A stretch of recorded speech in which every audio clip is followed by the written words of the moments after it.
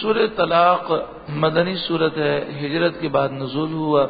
قرآن کے نزول کے اعتبار سے اس کا نمبر 99 ہے، اور قرآن پاک کی ترتیب کے اعتبار سے اس کا نمبر 65 یعنی 65 ہے۔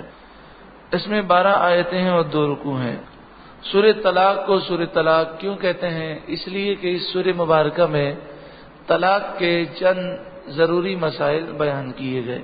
بسم اللہ الرحمن الرحیم، اللہ کے نام سے شروع جو بہت ہی زیادہ مہربان نہایت رحم کرنے والا۔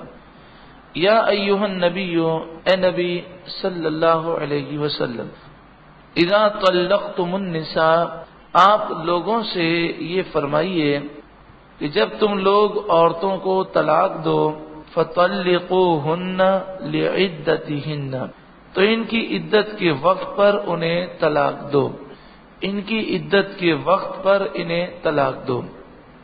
اس سے مراد یہ ہے کہ طلاق حیض کی حالت میں دینا حرام ہے، گو کہ اس سے طلاق ہو جائے گی، طلاق اس سے ہو جائے گی مگر گناہگار ہوگا۔ اسی طرح طہر کے پیریڈ میں، یعنی جب عورت نماز وغیرہ پڑھ سکتی ہے، اس پیریڈ کو طہر کا کہتے ہیں، اور جن دنوں میں اس کے لیے جائز نہیں کہ وہ نماز پڑھے، اسے حیض کا پیریڈ کہتے ہیں۔ تو جو طہر کا پیریڈ ہے، پاکی کا پیریڈ ہے، اس میں بھی طلاق دینے کا جو حکم ہے وہ اس طرح دینا چاہیے کہ صحبت نہ کی ہو۔ اگر طہر کے پیریڈ میں، پاکی کے پیریڈ میں صحبت کر لی پھر طلاق دی تو گناہگار ہوگا، لیکن طلاق ہو جائے گی۔ صحبت کرنے کے بعد طلاق دی تو گناہگار ہوگا، لیکن طلاق ہو جائے گی۔ لیکن حیض کا جو پیریڈ ہے اس میں صحبت نہیں ہو سکتی، حیض ختم ہوا تو طہر کا پیریڈ آیا، پاکی کا پیریڈ، تو ان ایام کے اندر اس نے صحبت نہ کی ہو تو وہ طلاق دے سکتا ہے۔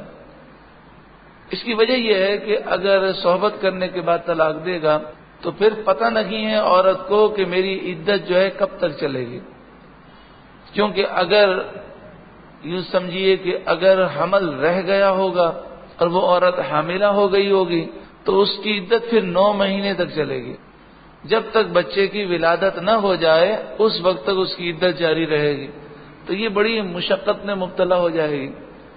تو اس لیے اس مسئلے کو پھر سمجھ لیں، مسئلہ جو ہے بڑا اہم ہے، اکثر لوگوں کو یہ معلوم نہیں ہے۔ تو حیض کی حالت میں طلاق دینا کیا ہے؟ حرام ہے، لیکن طلاق ہو جائے گی۔ اور پاکی کے پیریڈ میں طلاق دینا جائز کب ہے؟ جب پاکی کے پیریڈ میں صحبت نہ کی ہو۔ اگر صحبت کر لی پھر طلاق دی تو یہ گناہ ہے مگر طلاق ہو جائے گی۔ اسی طرح ایک طہر میں ایک ہی طلاق دی جا سکتی ہے، اس سے زیادہ دینا یہ گناہ ہے مگر ہو جائے گی۔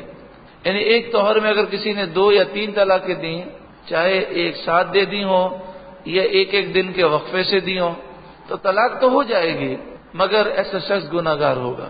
تو پھر طلاق کا طریقہ کیا ہے؟ طلاق کا طریقہ یہ ہے کہ جب عورت حیض سے فارغ ہو جائے اور طہر کا پیریڈ شروع ہو، پاکی کا پیریڈ ہو، تو اس میں وہ طلاق دے اور ایک ہی طلاق دے، اور اس عورت سے اس نے صحبت نہ کی ہو، ایک طلاق دے۔ اب اگر رجوع کرنا چاہتا ہے تو رجوع کر لے، اور رجوع نہیں کرتا اور دوسری طلاق دینی ہے تو ایک طریقہ یہ ہے کہ دوسری طلاق پھر وہ دوسرے طہر میں دے، یعنی حیض کا پیریڈ آئے، وہ پیریڈ چلا جائے، پھر طہر کا پیریڈ آئے تو پھر دوسری طلاق دے۔ پھر رجوع کرنا چاہے تو رجوع کر لے، اور رجوع نہ کرنا چاہے اور تیسری طلاق دینا چاہے تو پھر انتظار کرے اور حیض کا پیریڈ آئے اور پھر ختم ہو جائے اور پھر تیسرا طہر شروع ہو تو اس میں تیسری طلاق دے۔ جب تیسری طلاق دے گا تو اب عورت تو عدت ہی میں تھی، کیونکہ پہلی طلاق ہوئی تو عدت شروع ہو گئی۔ جب تیسری طلاق دے گا تو اب اسے تیسری طلاق کی عدت گزارنی ہے، پہلی اور دوسری طلاق کی عدت ختم ہو گئی اور تیسری طلاق کی اسے عدت گزارنی ہے۔ وہ عدت کیا ہوگی؟ 3 حیض عدت ہوگی، یعنی تیسری طلاق دے دی، اب اس کے بعد 3 حیض اسے عدت گزارنی ہے۔ ایک دوسرا طریقہ ہے، وہ طریقہ یہ ہے جو سب سے اچھا ہے، وہ طہر کے اندر ایک طلاق دے، پہلے طہر میں ایک طلاق دے اور پھر دوسری طلاق نہ دے، پوری عدت گزرنے دے، تو جب پہلے طہر میں اس نے 1 طلاق دی تو اس کی وجہ سے 3 حیض اس عورت کی عدت ہوئی لازم. 3 حیض گزرنے دے، رجوع کرنا ہو تو رجوع کر لے، اور رجوع نہ کرنا ہو تو جیسے ہی 3 حیض گزر جائیں گے عورت اس کے نکاح سے باہر ہو جائے گی. اب عورت کی مرضی ہے جس سے چاہے نکاح کرے. اگر اسی سے دوبارہ نکاح کرنا چاہے تو باہمی رضامندی سے نکاح کر سکتے ہیں. مگر یہ شوہر جو سابقہ شوہر تھا اس نے 1 طلاق وہ دے چکا ہے، تو اب اسے کتنی طلاق دینے کا اختیار ہوگا؟ 2 طلاق کا. خلاصہ کلام یہ ہوا کہ عدت کے دوران اگر 1 یا 2 طلاق دی ہے تو عدت کے دوران رجوع ہو سکتا ہے، اور اگر عدت گزر گئی 1 طلاق دی ہو یا 2 طلاقیں اور عدت گزر جائے اور وہ طلاق رجی ہو تو پھر عدت کے دوران تو رجوع ہو سکتا تھا، لیکن جب عدت گزر گئی تو اب کیا ہے؟ رجوع نہیں ہو سکتا. اب باہمی رضامندی سے نکاح ہو سکتا ہے. رجوع کا طریقہ کیا ہے؟ تو رجوع کا طریقہ یہ ہے کہ شوہر یہ کہہ دے کہ میں تجھ سے رجوع کرتا ہوں، یا کہہ دے میں تجھے اپنے نکاح میں واپس لیتا ہوں، میں نے تجھے اپنے نکاح میں واپس لیا، یہ کہہ دے. یا میاں بیوی کے جو تعلقات ہوتے ہیں وہ قائم ہو جائیں تو خود بخود رجوع ہو جائے گا. اس صورت میں یہ ہوگا کہ اگر 1 طلاق دی ہوگی، 2 طلاقیں دی ہوں گی اور رجوع ہو گیا تو عدت ختم ہو گئی اور یہ دونوں میاں بیوی کی حیثیت سے زندگی گزار لیں گے. مگر 1 یا 2 طلاق دینے کی صورت میں اب بقیہ کے طلاقیں باقی ہیں اسی کا اختیار رہے گا. 1 میں کتنی طلاق کا اختیار ہوگا؟ 2 کا، اور 2 میں 1 طلاق کا. یہ تو ہوا مسئلہ اس عورت کے لیے کہ جس عورت کو حیض آتا ہے. ایسی عورتیں جنہیں حیض نہیں آتا یا جو حاملہ ہیں ان کے مسائل آگے انشاءاللہ بیان کیے جائیں گے. وَأَحْصُ الْعِدَّةَ، اور عدت کا شمار رکھو، اس کی گنتی کرو.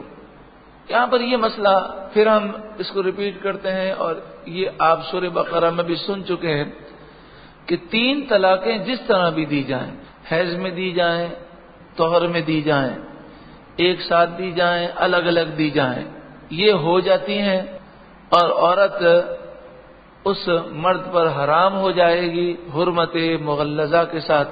جب تک حلالہ شرعی نہ پایا جائے دوبارہ اس سے نکاح نہیں ہو سکتا. اس مسئلے پر حنفی، مالکی، شافعی، حنبلی چاروں فقہ کے علماء متفق ہیں. تمام صحابہ کا اس پر اتفاق ہے، اور صحابہ سے لے کر آج تک امت نے کبھی اس مسئلے پر اختلاف نہیں کیا. امام اعظم ابو حنیفہ کے ماننے والے، امام شافعی کے ماننے والے، امام مالک کے ماننے والے، امام احمد بن حنبل کے ماننے والے، سب کے سب اس مسئلے پر متفق ہیں کہ 3 طلاقیں جس طرح بھی دے دی جائیں، حیض میں دی جائیں، طہر میں دی جائیں، ایک ساتھ دی جائیں، الگ الگ دی جائیں، تو وہ 3 طلاقیں 3 ہی ہیں اور اس کو 1 شمار کرنا جہالت ہے. اور اس مسئلے پر تمام محدثین متفق ہیں. سیاہ ستہ کی کتابوں میں اس مسئلے پر باقاعدہ چیپٹر موجود ہے. جیسے ابن ماجہ میں یہ چیپٹر ہے کہ جو ایک مجلس میں ایک ساتھ 3 طلاقیں دے دے گا تو 3 طلاقیں ہو جائیں گی، اور وہ اس میں دلیل میں رسول اللہ کی احادیث لاتے ہیں. سعودی عرب کے جو نجدی ہیں ان کا بھی یہی فتویٰ ہے کہ 3 طلاقیں 3 ہی ہوتی ہیں، 3 طلاقیں 1 نہیں ہوتی.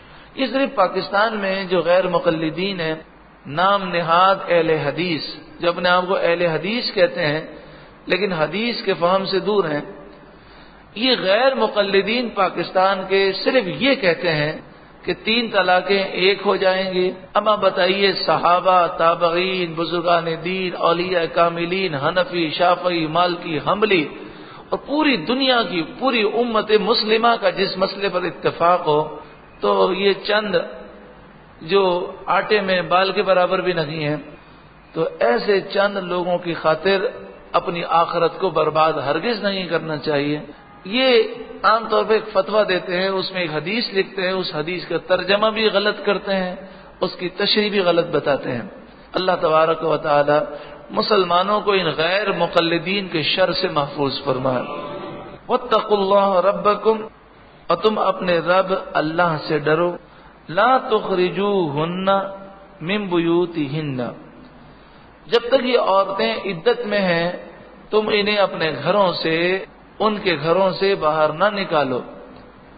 تو جس طرح شوہر پر ذمہ داری ہوتی ہے کہ وہ سکنا دے، رہائش دے، نان نفقہ دے، تو طلاق کی صورت میں بھی شوہر کی ذمہ داریاں ختم نہیں ہوتی ہیں۔ جب تک عورت عدت گزار رہی ہے شوہر پر خرچہ دینا بھی ضروری ہے اور رہائش دینا بھی ضروری ہے۔ وَلَا يَخْرُجْنَ، نہ یہ عورتیں خود نکلیں، إِلَّا أَن يَأْتِينَ بِفَاحِشَةٍ مُبَيِّنَةٍ، مگر یہ کہ وہ صریح بے حیائی کی بات لائیں، یعنی وہ عدت کے دوران کوئی بے حیائی کا کام کریں، مثلا بڑی بد زبان ہو، گالیاں بکتی ہو، گھر والوں کو تکلیف دیتی ہو، اذیت دیتی ہو، تو پھر اس صورت کے اندر اسے عدت کے دوران اپنے گھر سے نکالنے کی شریعت نے اجازت دی۔ ہمارے یہاں پر عام طور پر ہوتا یہی ہے کہ جیسی طلاق ہو جاتی ہے عورت ناراض ہو کر میکے آ جاتی ہے اور وہ اپنے سابقہ شوہر کے پاس رہنے کے لیے کبھی تیار نہیں ہوگی۔ تو یہ ہمارے معاشرے کا ایک المیہ ہے۔ اول تو 3 طلاقیں ایک ساتھ دینی نہیں چاہیے، اگر دے بھی دیں تو ہو جائیں گی، مگر جو شریعت کے مسائل ہیں ان کو سمجھنا چاہیے۔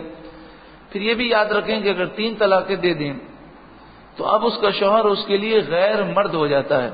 تو شوہر اگر عدت کے لیے جگہ دے گا اپنے گھر میں تو پھر وہ ایسی جگہ ہونی چاہیے کہ شوہر کا آمنا سامنا نہ ہو، بے پردگی نہ ہو، کوئی خاتون اس کے ساتھ ہو اور وہ الگ، بالکل الگ کمرہ ہو کہ جس میں شوہر کے آنے جانے کا کوئی خطرہ نہ ہو۔ اس طرح یہ پاکیزگی کے تصور کے ساتھ عدت گزاری جا سکتی ہے۔ وَتِلْكَ حُدُودُ اللَّهِ، یہ اللہ کی حدیں ہیں۔ وَمَن يَتَعَدَّ حُدُودَ اللَّهِ، اور جو اللہ کی حدوں سے آگے بڑھے، فَقَدْ ظَلَمَ نَفْسَهُ، اس نے تو خود اپنی جان پر ظلم کیا۔ لَا تَدْرِي لَعَلَّ اللَّهَ يُحْدِثُ بَعْدَ ذَلِكَ أَمْرًا، تمہیں نہیں معلوم شاید اللہ اس کے بعد کوئی نیا حکم بھیجے۔ فَإِذَا بَلَغْنَ أَجَلَهُنَّ، تو جب وہ اپنی میعاد تک پہنچنے کو ہوں، فَأَمْسِكُوهُنَّ بِمَعْرُوفٍ، تو انہیں بھلائی کے ساتھ روک لو، یعنی 1 طلاق یا 2 طلاقیں دی ہوں اور عدت ختم ہونے لگے تو اس سے پہلے پہلے رجوع کر لو، لیکن بِمَعْرُوفٍ، بھلائی کے ساتھ، ظلم کرنے کے لیے رجوع نہ ہو بلکہ ان کے حقوق ادا کرنے کے لیے اور الفت کے ساتھ زندگی گزارنے کے لیے رجوع ہو۔ او فارقوهن بمعروف، یا بھلائی کے ساتھ جدا کر لو۔ اب جدا کرنے کی ایک صورت تو یہ ہے کہ تیسری طلاق دے دے، اور ایک صورت یہ ہے کہ عدت گزرنے دے۔ جب عدت گزر گئی تو چاہے 1 طلاق دی ہو چاہے 2 طلاقیں دی ہوں، عدت گزر گئی تو عورت نکاح سے باہر ہو گئی۔ اب وہ عورت جہاں چاہے نکاح کر سکتی ہے۔ اس سے یہ معلوم ہوا کہ 3 طلاق دینا کوئی ضروری نہیں ہے، 1 طلاق سے یا 2 طلاق سے بھی مسئلہ حل ہو سکتا ہے۔ تو 3 طلاق دینے سے ہمیں بچنا چاہیے اور لوگوں کو بچانا چاہیے۔ کبھی بھی کوئی ایسا مسئلہ ہو کہ آپ کو محسوس ہو کہ لڑائی جھگڑا بہت زیادہ ہے اور لفظ طلاق بار بار ذکر کیا جا رہا ہے، مثلا عورت یہ مطالبہ کرتی ہے کہ مجھے طلاق دے دو، شوہر کہتا ہے کہ اگر میری یہ شرائط مان لی جائیں تو دوں گا، تو آپ کو محسوس ہو کہ اب طلاق ہو جائے گی، تو شوہر کو یہ مسئلہ سمجھا دیں کہ دیکھیں آپ کو 3 طلاقیں دینے کی اجازت نہیں ہے، آپ گناہگار ہوں گے، طلاق تو ہو جائے گی مگر گناہ ہوگا، حیض میں بھی طلاق نہیں دے سکتے، تو آپ کو طہر کے پیریڈ میں طلاق دینی ہے اگر دینی ہو، اور وہ طہر کا پیریڈ جس میں آپ نے صحبت نہ کی ہو تو آپ طلاق دیں اور صرف 1 ہی طلاق دیں۔ اب دوسری طلاق دینی ہو تو دوسرے طہر میں دیں، تیسری دینی ہو تو تیسرے طہر میں دیں، اور بہتر یہ ہے کہ 1 ہی طلاق دیں اور اس کے بعد دوسری طلاق دیں ہی نہیں، یہاں تک کہ عدت گزر جائے۔ آپ کو رجوع نہ کرنا ہو تو عدت گزرنے دیں، عدت گزر جائے گی تو عورت نکاح سے باہر ہو جائے گی، پھر اس کے بعد اگر صلح ہو جائے تو دوبارہ نکاح کی صورت ہے، اور صلح نہ ہو تو عورت جہاں چاہے نکاح کر سکتی ہے۔ وَأَشْهِدُوا ذَوَيْ عَدْلٍ مِّنْكُمْ، اور جب تم طلاق دو تو اس وقت 2 عادل گواہ مقرر کر لو۔ ویسے طلاق کے لیے گواہ کی ضرورت تو نہیں، لیکن گواہ اس لیے مقرر کرو تاکہ کوئی اختلاف بعد میں نہ ہو۔ وَأَقِيمُوا الشَّهَادَةَ لِلَّهِ، اور اللہ کے لیے گواہی قائم کرو. ذالکم یوعظ بہ من کان یؤمن باللہ والیوم الآخر. اس سے نصیحت فرمائی جاتی ہے اسے جو اللہ پر اور آخرت کے دن پر ایمان رکھتا ہو. جو اللہ اور آخرت کے دن پر ایمان رکھتا ہے اسے نصیحت کی جاتی ہے وہ عمل کرے. اب جو آیات ہیں یہ بہت ہی پیاری آیات ہیں. اعلیٰ حضرت امام اہل سنت فرماتے ہیں کہ غیبی مدد اگر چاہیے ہو تو اس سے بڑھ کر کوئی وظیفہ نہیں. ایسی غیبی مدد کی جاتی ہے کہ بگڑے ہوئے کام بڑی تیزی سے بن جاتے ہیں. اور اعلیٰ حضرت فرماتے ہیں کہ تمام وظائف کا یہ نچوڑ ہے اس آیت کو جو تھام لے وہ کبھی پریشان نہیں ہوگا. تو اس آیت کی تفسیر سننے سے پہلے علامہ ساوی علیہ رحمہ تفسیر ساوی میں فرماتے ہیں کہ ایک صحابی نبی اکرم صلی اللہ علیہ وآلہ وسلم کی خدمت میں حاضر ہوئے. ان کی عمر بہت زیادہ تھی، وہ ضعیف تھے، کمزور تھے، علیل تھے، وہ کام کاج نہیں کر سکتے تھے. انہوں نے عرض کی یا رسول اللہ صلی اللہ علیہ وسلم، میں اور میری زوجہ کمزور ہیں، علیل ہیں، کوئی کام نہیں کر سکتے. ہمارا ایک بیٹا ہے جو کما کر لاتا تھا، وہ کسی علاقے میں گیا تو کافروں نے اسے گرفتار کر لیا اور اب وہ کافروں کی قید میں ہے. کئی دن گزر گئے، اب ہمارے گھر میں فاقہ ہے، کچھ کھانے کے لیے نہیں ہے. اور آخرکار جب ہم فاقے سے پریشان ہو گئے اور اب ہم بے بس ہو گئے تو آپ کی خدمت میں حاضر ہوئے. تو نبی اکرم صلی اللہ علیہ وآلہ وسلم نے ان سے فرمایا کہ آپ لا حول ولا قوت الا باللہ العلی العظیم کی کثرت کیجیے اور اپنی زوجہ سے بھی یہی فرمائیے. وہ صحابی رسول حضور کی بارگاہ سے وہ نکلے تو لا حول شریف پڑھتے ہوئے نکلے اور اس کی کثرت کرتے ہوئے نکلے. اور جب اپنی زوجہ کے پاس گئے تو ان سے کہا کہ حضور نے فرمایا ہے کہ اس کا ورد بناؤ. تو زوجہ بھی پڑھنے لگے. سارا دن وہ پڑھتے رہے، رات کو سوتے وقت تک وہ پڑھتے رہے اور پڑھتے پڑھتے سو گئے. آدھی رات جب گزر گئی تو دروازے پر دستک ہوئی. وہ چراغ لے کر باہر گئے اور دروازہ کھول کر دیکھا تو ان کے بیٹے ان کی آنکھوں کے سامنے کھڑے تھے. وہ دشمن کی قید سے آزاد ہو گئے. تو انہوں نے کہا کہ میں رسیوں سے بندھا ہوا تھا، مجھے دشمن نے رسیوں سے باندھا ہوا تھا، لیکن ایسا کرم ہوا کہ ساری رسیاں خود بخود کھل گئیں. اور میں جب اٹھا تو جو میرا نگراں تھا وہ بھی سو رہا تھا، جو میری نگرانی کر رہا تھا. اور پھر میں نے ان کی بکریوں کو دیکھا تو بکریوں کا جو نگراں تھا وہ بھی سو رہا تھا. تو میں 4000 بکریاں لے کر یہاں پر آ گیا، راستے میں مجھے کسی نے روکا نہیں. تو وہ صحابی کہنے لگے کہ 4000 بکریاں تم کافروں کے لیے آئے. اب یہ مسئلہ تو حضور سے پوچھنا پڑے گا کہ یہ بکریاں ہمارے لیے حلال ہیں یا نہیں. صبح رسول اللہ کی بارگاہ میں حاضر ہوئے تو نبی اکرم صلی اللہ علیہ وآلہ وسلم نے فرمایا یہ بکریاں تمہارے لیے حلال ہیں اور اللہ نے تمہاری غیبی مدد فرمائی.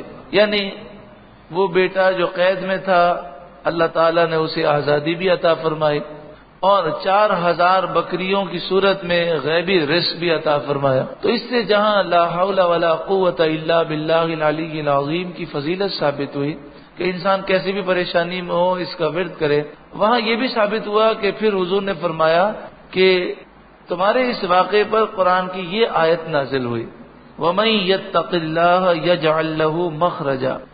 جو متقی ہو، پرہیزگار ہو، اللہ سے ڈرے تو اللہ اس کے لیے نجات کا راستہ نکال دے گا، یعنی اس کی پریشانیاں دور ہو جائیں گی.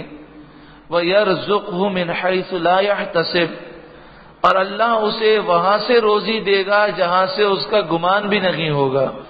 وَمَن يَتَوَكَّلْ عَلَى اللَّهِ فَهُوَ حَسْبُهُ، جو اللہ پر بھروسہ کرے اللہ اسے کافی ہے.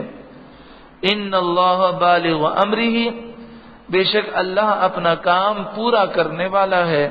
قد جعل اللہ لکل شیء قدرا، بے شک اللہ نے ہر چیز کا ایک وقت مقرر فرمایا ہے، ایک نظام مقرر فرمایا ہے.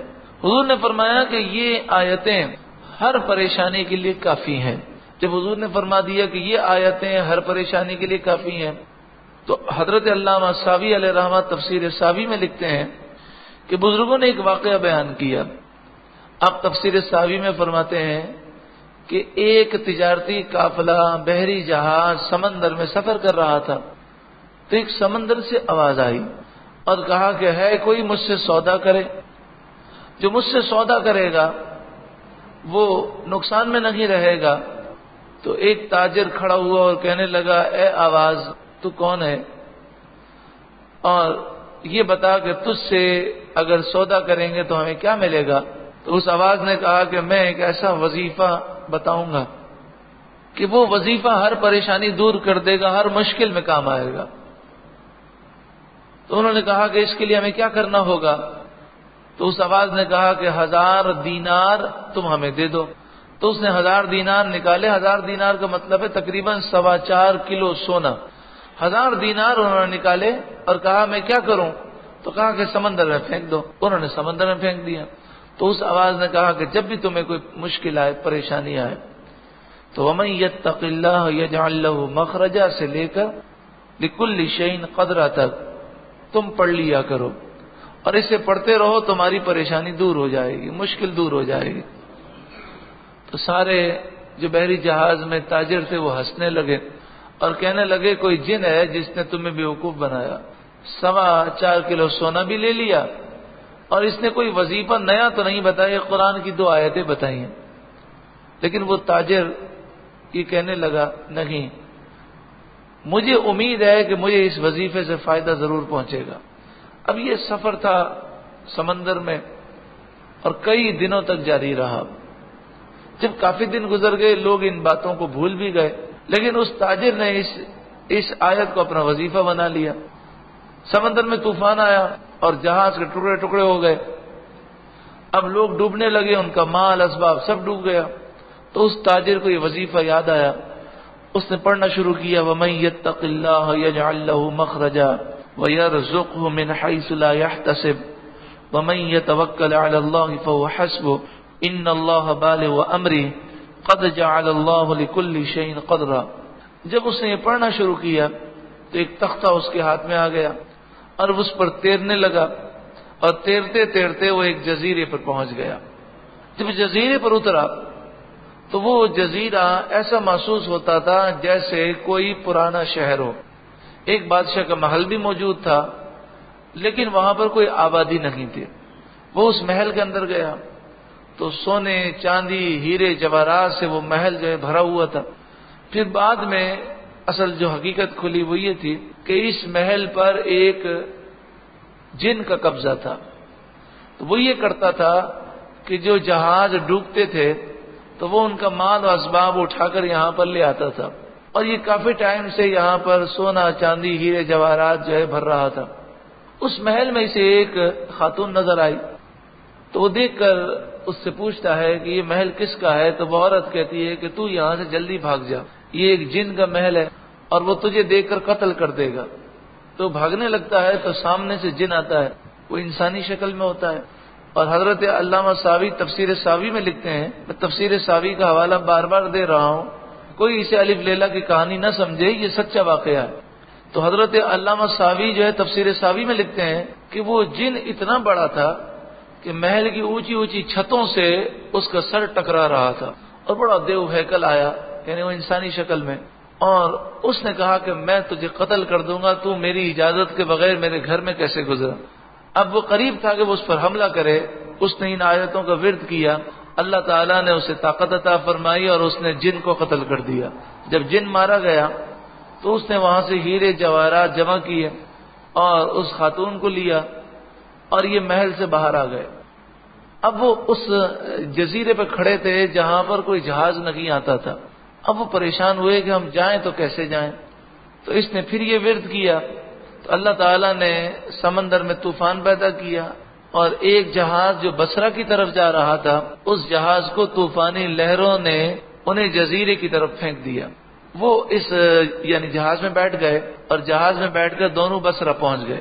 یہ عورت جو تھی اس نے بھی کہا کہ میرا تعلق بصرہ سے تھا اور ہم بصرہ سے آ رہے تھے اور ہمارا جہاز ٹوٹ گیا، تو یہ جن مجھے اٹھا کر یہاں پر لے آیا۔ خیر یہ بصرہ پہنچے اور اس کے والدین تک اس نے اس خاتون کو پہنچا دیا۔ پھر بصرہ میں اس نے جو بزنس کیا اللہ تعالیٰ نے اسے برکتیں عطا فرمائی اور وہ بصرہ کا امیر ترین شخص بن گیا. اور پھر اس کے والدین نے اس کا نکاح جو ہے یعنی اپنی بیٹی کا نکاح اس سے کروایا. تو حضرت علامہ ساوی علیہ رحمہ فرماتے ہیں کہ حضور نے جو فرمایا وہ سچ فرمایا کہ آپ نے فرمایا یہ آیت ہر پریشانی کے لیے کافی ہے، ہر مسئلے کا حل ہے. تو اس آیت کو ہم یاد رکھ لیں کہ سورہ طلاق کی آیت نمبر 2 جو ہے وہ تو طویل ہے، یہ آیت نمبر 2 کا بالکل اینڈ ہے. وَمَن يَتَّقِ اللَّهَ يَجْعَل لَّهُ مَخْرَجًا، اتنا حصہ آیت نمبر 2 کا ہے. اور آیت نمبر 3 پوری پڑھنی ہے. آیت نمبر 2 کا آخری حصہ اور آیت نمبر 3. اللہ تبارک و تعالی اس مبارک آیت کی برکتوں سے ہماری ہر مشکل کو آسان فرمائے. وَمَن يَتَّقِ اللَّهَ، جو اللہ سے ڈرے، تقوی اختیار کرے، یجعل لہ مخرجا، اللہ تعالیٰ اس کی مشکل کو آسان فرماتا ہے. اور ڈرنے والے کو اور توبہ کرنے والے پر کیا کرم ہوتا ہے، وَيَرْزُقْهُ مِنْ حَيْثُ لَا يَحْتَسِبُ، اللہ اسے وہاں سے روزی دیتا ہے جہاں سے اس کا گمان بھی نہیں ہوتا.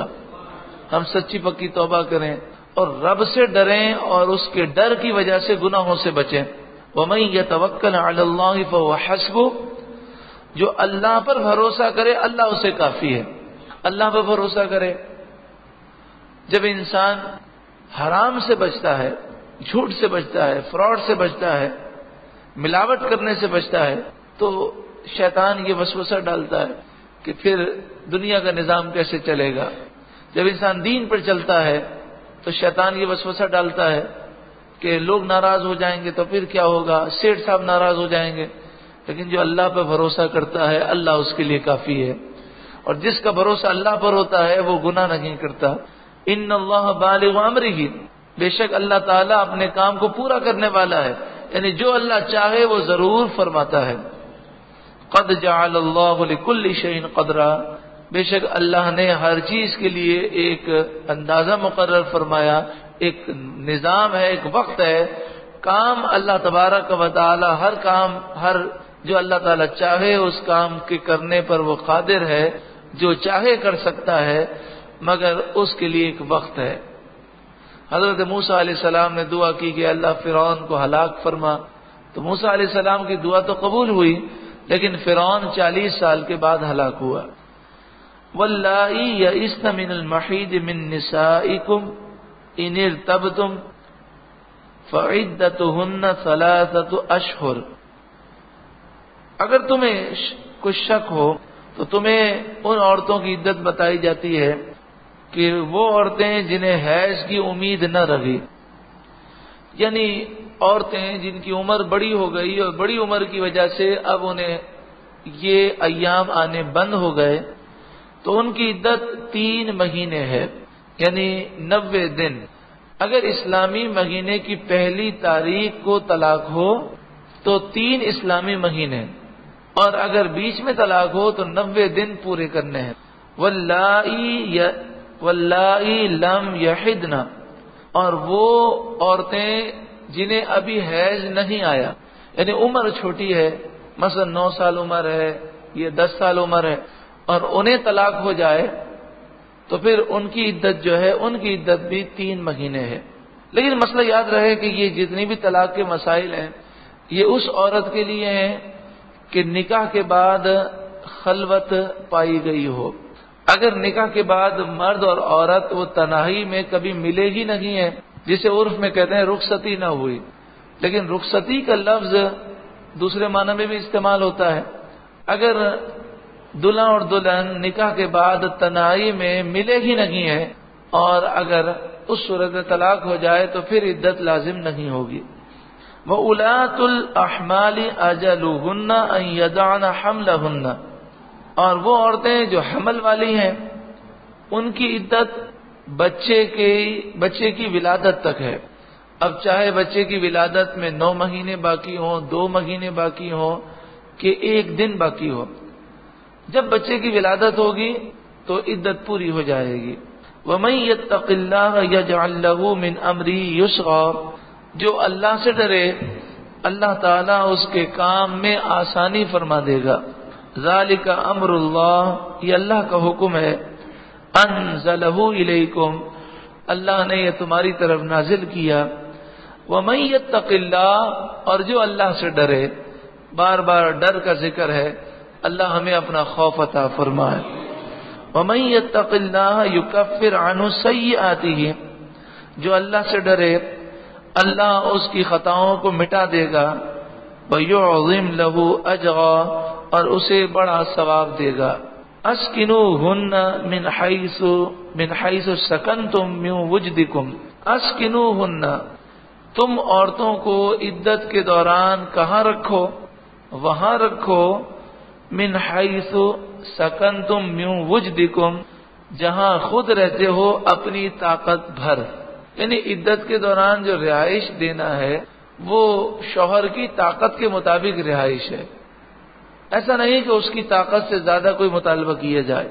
ولا تضارون ولا تضاروہن، اور تم ان عورتوں کو ضرر نہ دو، لتضیقوا علیہن، کہ ان پر تنگی کرو، یعنی انہیں عدت سے بھگانے کے لیے اور وہ تمہاری رعایت چھوڑ دیں، اس کے لیے انہیں تنگ نہ کرو، وَإِن كُنَّ أُولَاتِ حَمْلٍ فَأَنفِقُوا عَلَيْهِنَّ حَتَّى يَضَعْنَ حَمْلَهُنَّ، اور اگر وہ طلاق والی عورتیں حمل والی ہوں تو ان کی عدت وضع حمل تک ہے، تو بچے کی ولادت تک تمہیں اخراجات اور خرچہ دینا ہوگا، فَإِنْ أَرْضَعْنَ لَكُمْ، پھر اگر وہ عورتیں تمہارے بچوں کو دودھ پلائیں، فَآتُوهُنَّ أُجُورَهُنَّ، تو تم ان کی اجرت انہیں دو، چونکہ اب وہ تمہاری بیوی نہ رہی اور تمہارے بچے کو دودھ پلاتی ہے،